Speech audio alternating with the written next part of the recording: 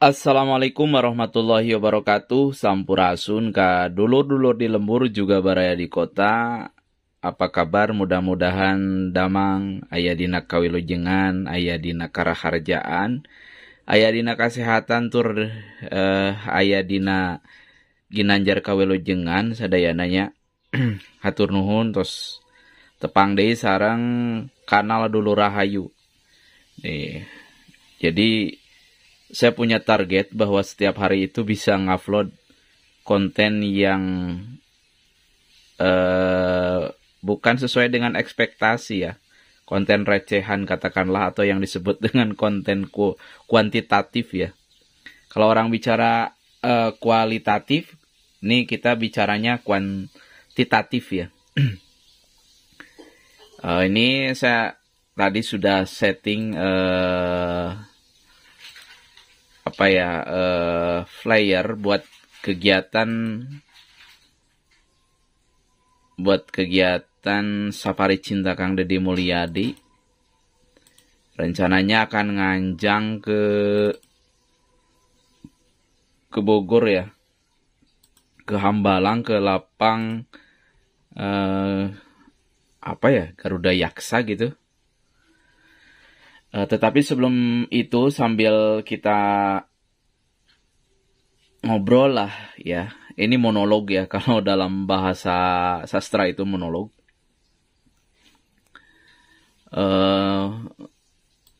Banyak hal juga yang memang penting untuk diperbincangkan berkaitan dengan tokoh dan idola kita Kang Deddy Mulyadi ya. Termasuk kita penting juga mereview kegiatan Safari Cinta Kang Deddy Mulyadi atau tadi disebutnya yang malam tadi itu KDM, Amprop jeung Sobat. Sobatnya siapa ya? Salah satunya adalah Pak RW di situ ya. Ada Pak RW, Pak Jejen ZA, Pak Haji Jejen ZA. Dan kalau dulur-dulur paham bahwa di Bukit Berbunga itu adalah hari ini rumah tinggal mantan Kang Deddy Mulyadi yang disebut dengan Ibu Ane Ratna Mustika beserta anaknya Nyihyang Sukma Ayu ya. Itu sementara kan asalnya di Pasawahan dulu tuh. Tapi karena memang ya proses perceraian di tingkat keluarga akhirnya Ambo pindah ke situ ya, ke Bukit Berbunga. Nah sebetulnya sih kalau ketemu Kang Deddy Mulyadi idealnya bisa dinarasikan bahwa beliau menemui sang mantan kan. Tetapi memang saya juga tidak tahu persis pada malam tadi apakah mantan Kang Deddy Mulyadi ada di Perum tersebut. Atau memang pergi ke Cianjur, ke rumah aslinya kan sudah membangun istana Bu Ane Ratna Mustika itu di Cianjur ya. Di rumah poisnya juga kalau kedengaran ada yang lagi masak dan lain-lain lah ala kadarnya. Ada beberapa berita yang belum saya record ya. Tapi narasinya sudah ditulis. Kemarin mana ya?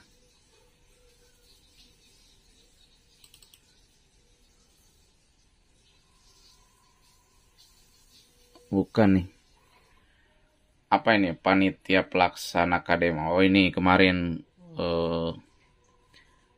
teman-teman panitia kita bantu juga untuk membuat perizinan ya. Izin itu kan tidak sesederhana yang kita pikirkan. Mulai dari lingkungan, RT, bahkan itu kalau ke Polres itu harus menyertakan beberapa tanda tangan lingkungan tetangga gitu. Ada formatnya itu.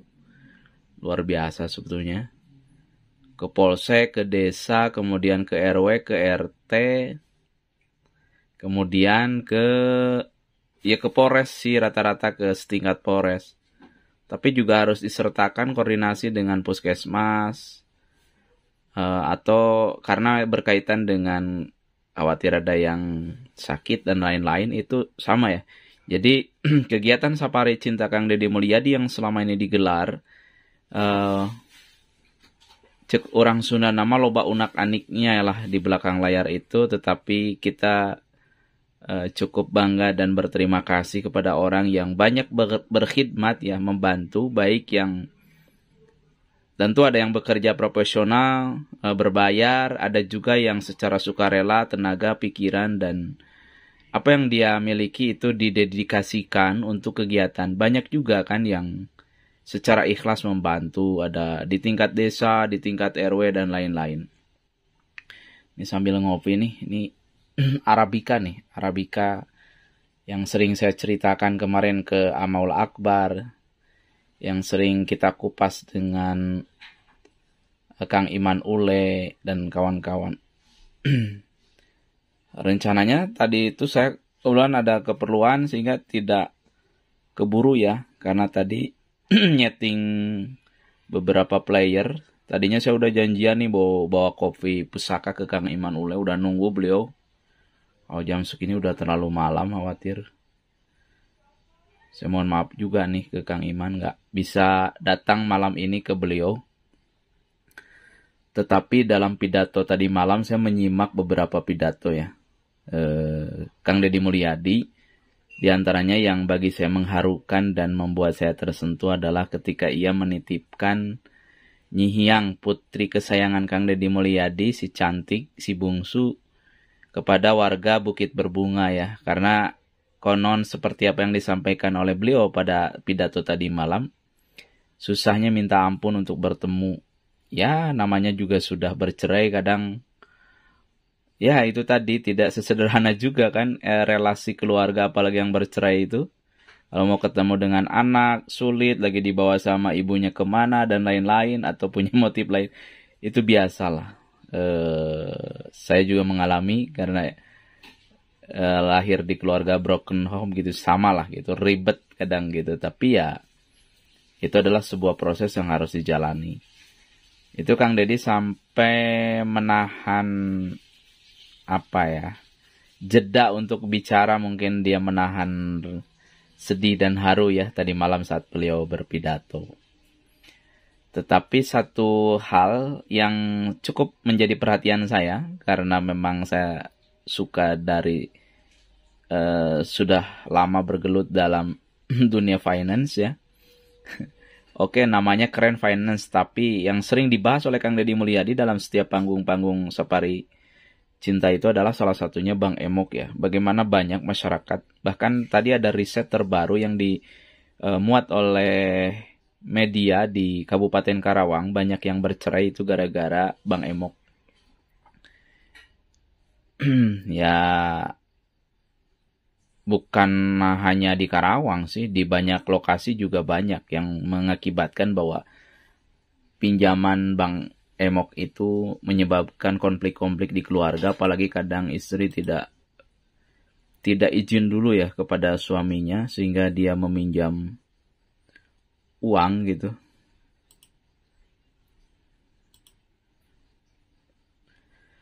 Oke, yang dibahas oleh Kang Deddy Mulyadi biasanya hanya memotret realitas bagaimana orang punya banyak utang untuk setor Bank Emok yang selalu ditunggu. Cara nagih Bank Emok itu kan ditunggu-tunggu ya.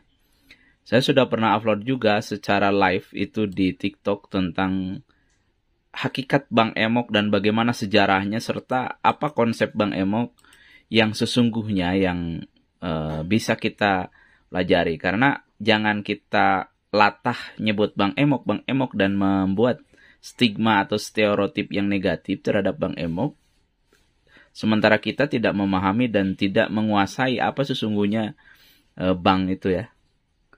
Tapi yang menarik apa yang disampaikan Kang Deddy Mulyadi tadi malam, bahwa dia mencoba untuk memberi solusi ya. Nah itu yang paling penting, bahwa karena kehidupan masyarakat itu juga butuh akses terhadap perbankan. Hanya kan masyarakat bawah itu selalu jarang yang memiliki kapasitas, kualitas, kapabilitas, atau kalau dalam bahasa surveyor di perbankan di dunia finance itu paling tidak 5C. 5C itu ya eh, apa ya, karakter gitu kan, termasuk punya jaminan dan lain-lain. Jarang yang bankable lah, orang kampung itu jarang yang bankable, jarang punya surat berharga yang bisa menjadi jaminan di perbankan. Nah, ketika Bank Emok itu hadir ke kampung dan itu dianggap bahwa mereka adalah dewa penolong bagi kebutuhan masyarakat. Kata Kang Deddy Mulyadi juga tadi semalam kan udah bilang bahwa kadang masyarakat butuh pinjaman yang 500.000, sejuta, yang kadang juga susah. Apalagi kalau harus pinjam ke perbankan yang misalnya di paling tingkat yang banyak kantor cabangnya di setiap kecamatan, BRI misalnya. Kan nggak semudah itu juga kalau orang mau pinjam 1 juta, 2 juta, 3 juta kan gitu. Nah, tetapi di Bank Emok tuh kan orang nggak harus ribet-ribet, cukup KTP dan KK. Dan saya sih melihat bahwa ada program yang kebetulan saya juga mengelola program itu di tingkat kecamatan. Sudah sejak lama, saya sudah sejak 2009, sekarang udah hampir 2023. Ada beberapa yang bisa diberdayakan dari program yang disinggung lagi lah, warisan Presiden SBY ya. Itu program nasional mandiri, pemberdayaan masyarakat mandiri perdesaan, salah satunya unit pengelola kegiatan, di mana situ ada simpan pinjam bagi masyarakat, tidak perlu. Kalau jasa sih ada jasa, yang namanya juga untuk usaha supaya berputar dan bisa mengakumulasi kapital atau modal itu penting juga, tetapi dari sisi kemudahan, dari sisi penagihan, dari sisi opsi problem solving ketika nasabah misalnya belum mampu untuk membayar, paling tidak kan kalau bank-bank yang punya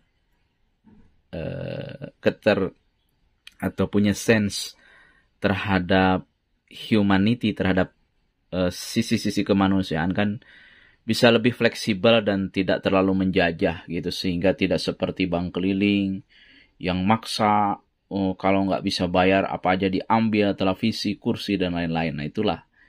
Nah Kang Deddy, saya menariknya tadi membahas Bank Emok itu ke depan harus ada unit-unit yang bisa memberikan, memfasilitasi kebutuhan masyarakat terhadap akses permodalan yang skalanya tentu tidak terlalu besar kalau masalah. Emang kalau di kampung mau usaha apa kan gitu. Misalnya udah yang jualan bala-bala, warungan yang modalnya 1 juta, 5 juta, 10 juta, 15 juta, sampai 50 juta lah. Nah, nanti saya juga akan koordinasi ke depan kalau Om Zen itu jadi Bupati Purwakarta, akan kita dorong, akan kita tawarkan program-program yang sekiranya bisa baik merevitalisasi lembaga-lembaga keuangan mikro yang sudah ada di tingkat desa hari ini, atau lewat koperasi, atau lewat apapun lah, lembaga keuangan mikro ya, LKM gitu. Itu harus diberdayakan. Atau kan daerah Purwakarta juga punya BPR Harja dan lain-lain, itu bisa menjadi solusi bagi kebutuhan modal masyarakat yang memang secara nominal kebutuhan mereka itu tidak besar ya. Kalau untuk misalnya menanam padi pinjem ya paling butuh 10 juta dan lain-lain gitu, yang angka-angkanya di angka-angka level seperti itu. Nah itu salah satu yang menarik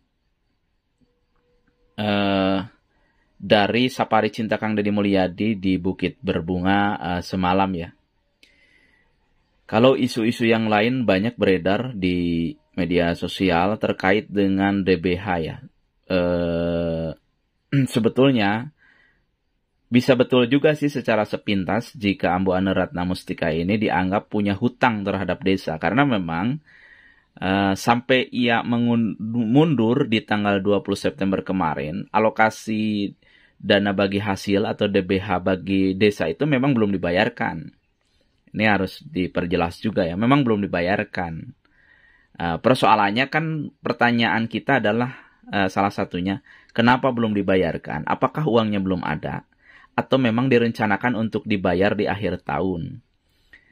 Saya yakin kalau uangnya ada, nggak mustahil Ambu Ane Ratna Mustika itu si DBH dibayar di akhir tahun. Karena secara omongan netizen akan menjadi bumerang juga seperti yang saat ini beredar di masyarakat. Toh kalau ada uangnya pasti dibayar. Saya menduga bahwa memang uangnya belum ada gitu kan, sehingga kemudian belum dibayarkan. Tapi bisa saja nanti di akhir tahun itu dibayarkan DBH itu kepada desa. Eh, tapi kan yang bayar nanti siapa ya? Sudah Pak PJ kan, Ambu sudah selesai. Dia nggak udah bukan Bupati Purwakarta lagi semenjak tanggal 20 September kemarin. Nah, sehingga kemudian wajar jika sebagian masyarakat semacam membuli lah, karena dulu Ambo begitu sinis dan jealous terhadap Kang Deddy Mulyadi ketika Kang Deddy Mulyadi dianggap memiliki hutang DBH sebesar sekian 27 miliar kalau tidak salah, dan setelah detailkan itu hanya 19 miliar, dan itu pun adalah hutang yang dicatatkan dalam buku APBD ya, bukan hutang pribadi maksudnya, karena sesungguhnya tidak harus jadi hutang juga sih sebetulnya, karena toh ketika uangnya ada bisa digunakan untuk hal-hal lain kan gitu. Itu mah kebijakan ya. Tetapi karena memang sudah tertulis kebijakan untuk dana bagi hasil bagi desa, ya sudahlah. Pada akhirnya itu kemudian menjadi hutang. Tapi Kang DM punya hutang 20, taruhlah katakanlah 19 miliar. Tapi jalannya kan lecir. Kemarin tadi malam kan percakapan dengan Aula Maula Akbar putranya. Jalan lecir, cai ngalir, huntu nyengir, kiih ngacir kan gitu, lancar gitu. Itu bagi saya salah satu yang menjadi perbincangan hangat di publik pada saat ini, salah satunya adalah hutang DBH.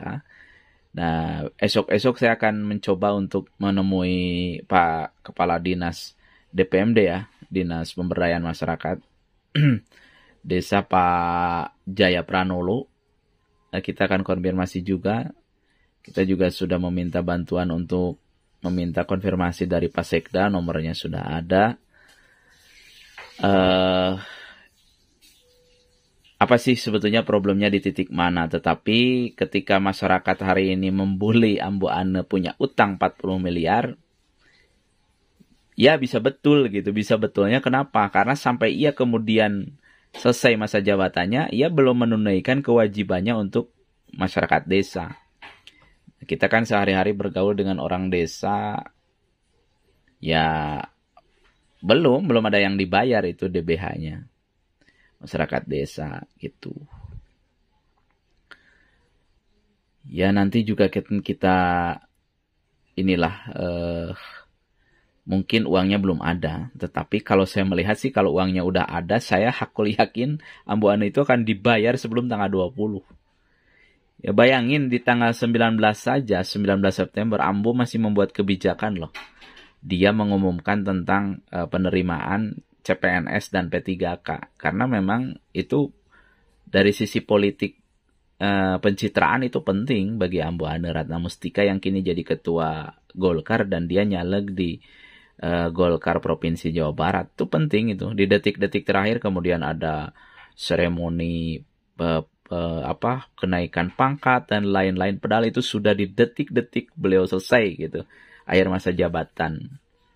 Tanggal 19 itu kan udah mepet. Tetapi beliau masih melakukan pengumuman. Yang padahal nanti kemudian prosesnya sudah tidak lagi dalam kapasitas dan kekuasaan dirinya gitu. Nah termasuk kalau uangnya ada, DBH saya yakin itu dibayar kemarin.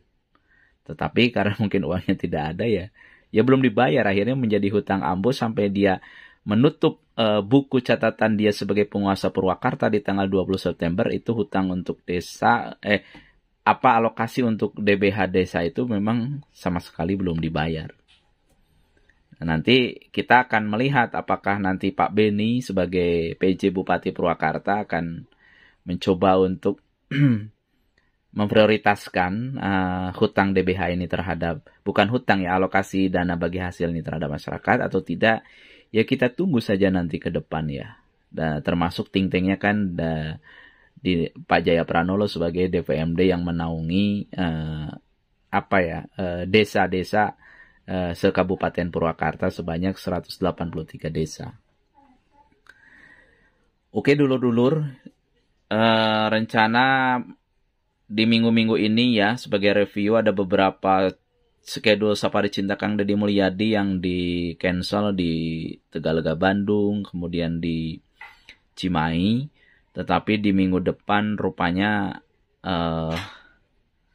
padat kembali ya. Ada Indramayu, ada Cirebon kembali, ada Majalengka, ada Bogor dan lain-lain lah. Itu listnya sudah muncul, tetapi fiksasinya belum.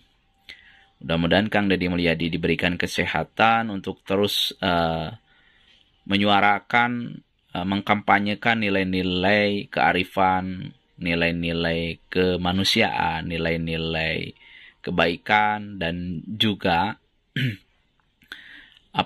spirit-spirit positif bagi masyarakat untuk bisa survival hidup di tengah-tengah kehidupan yang kadang kalau kita lewati ya tidak mudah juga untuk hidup kita pada saat ini. Harga beras tinggi, harga gas lumayan, minyak goreng lumayan, dan lain-lain lah, banyak problem di masyarakat kita itu. Walaupun di sisi lain juga banyak juga beras yang didistribusikan oleh pemerintah sebagai bantuan ya, tetapi juga kan tidak merata juga. Banyak yang seharusnya dikasih tetapi tidak mendapatkan alokasi bantuan itu. Oke dulur-dulur, segitulah monolog saya, ngobrol saya pada malam hari ini. Nanti kapan-kapan besok saya akan update tentang berita-berita yang tidak sempat saya record, yang tidak sempat saya edit. Ya banyak hal. Oh iya, yang tadi ada yang bertanya ya di kanal YouTube saya itu kenapa di postingan Facebook Kang Deddy Mulyadi gitu sering ada yang kalau postingannya itu yang menyudutkan. Anehnya adalah postingannya akunnya akun Kang Deddy Mulyadi, tapi postingannya justru menyudutkan Kang Deddy Mulyadi sendiri. Yang di Facebook itu jelas bahwa itu bukan lagi akun yang dikendalikan oleh Kang Deddy Mulyadi.